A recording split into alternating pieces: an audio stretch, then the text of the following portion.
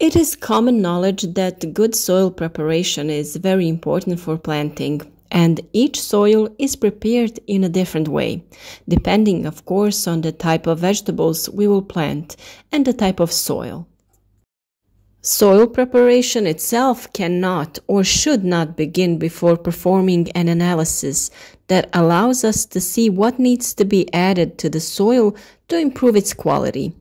We have already talked a lot about this, and on our channel you have a special video about this topic and how to properly take a soil sample for analysis.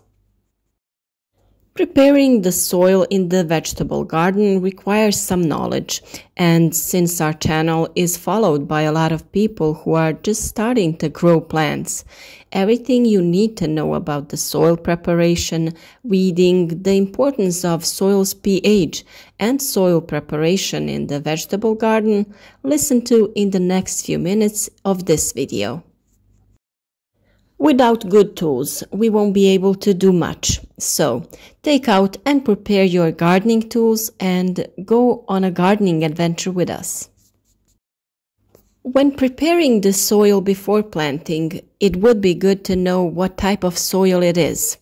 In our areas, the most common types of soil are loamy, clay, and sandy soils. Loamy soil has a crumbly structure, which makes it the most suitable soil for planting, while clay soil is the most unsuitable. It has a small capacity for air, a crust forms quickly after rain, and is difficult to cultivate. It has a lumpy texture in the winter and is sticky in the summer. On the other hand, sandy soil is somewhere between good and bad soil. It is loose, but loses moisture very quickly. Vegetables need moisture, and quality soil will retain the moisture it needs, while unnecessary excess water will pass through. An excess of water in the soil leads to a weaker development of the plant and its roots, and the root begins to rot after a while, which can ultimately result in the plant dying. Acceptable soil moisture is from 70 to 90%, and we will make up for everything that soil lacks naturally with fertilization. It is very important that you stick to the crop rotation in the vegetable garden because with this measure you will prevent various diseases and pests from attacking your vegetable garden. For sowing and planting, choose seeds and seedlings that are declared and of good quality. We have already talked a lot about the use of mulch and soil that doesn't need to be dug up under the mulch, but can only be broken up a bit with this kind of tool to make it airy. Such land is only improved in autumn with an additional layer of mulch and left until spring, when it is time to plant. In the case of soil that has been uncovered, we can deeply cultivate the soil in the fall, and we will do the cultivation just before planting only if necessary.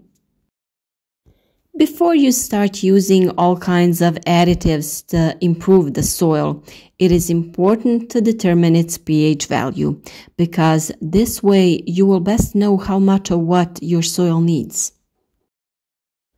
Most garden plants like neutral soil. Such soil has a pH value of 7. Acidic soil has a pH below 7, while alkaline soil has a pH greater than 7. If you want to independently by yourself determine the pH value of the soil, then take some soil from your garden, and on our channel you have a simple test that you can do with the ingredients that you have in your kitchen. Sometimes it can happen that undesirable reactions occur in the soil, so on acidic soils you can correct such a reaction with lime and ash. By adding manure, superphosphate, and ammonium sulfate, you will improve the reaction on alkaline soils.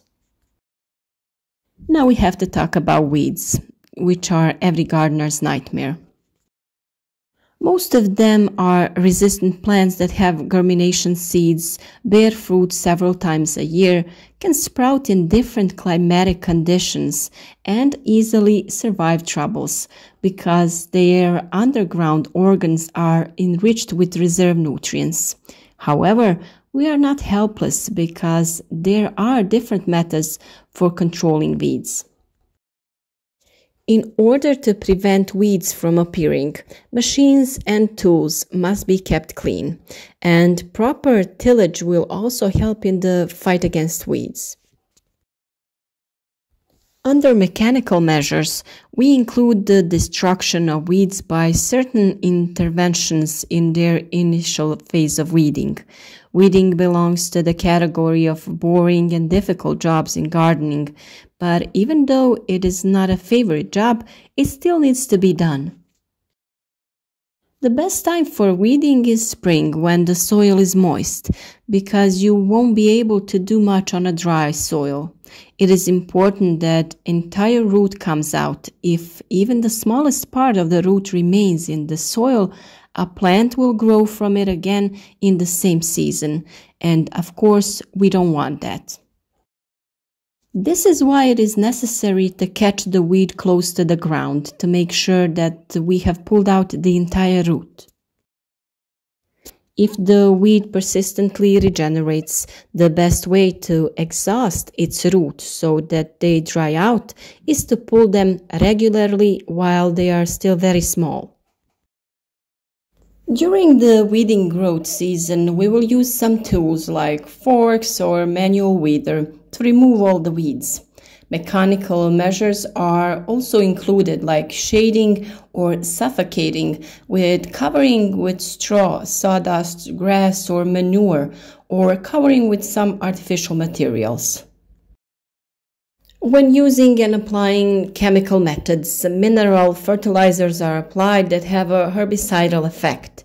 Organic and inorganic herbicides are also applied. So, as in some kind of conclusion, all the mentioned measures have their advantages and disadvantages, so everyone can decide for themselves which measures suit them best.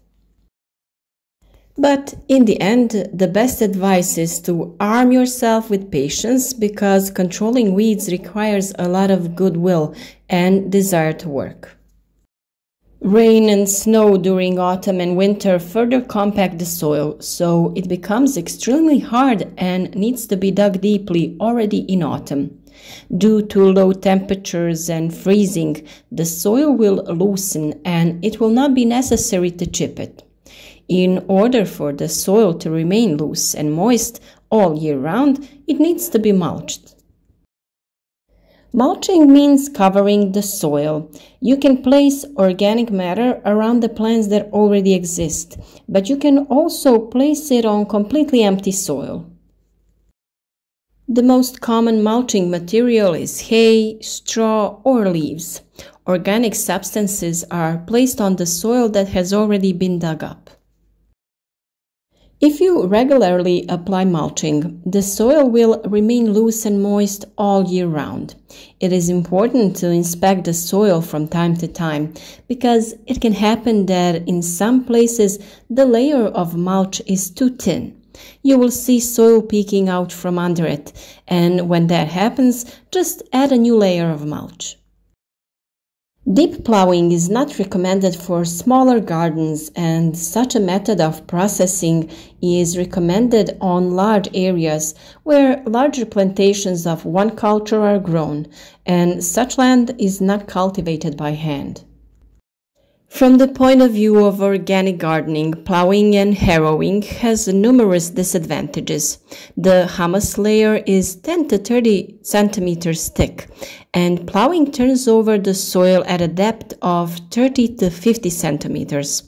Apart from the fact that plowing has a devastating effect on the humus layer, it actually causes real disasters in the entire soil. The home of millions of living creatures that live and build humus is being demolished. They must start looking for and creating an ideal habitat from the beginning.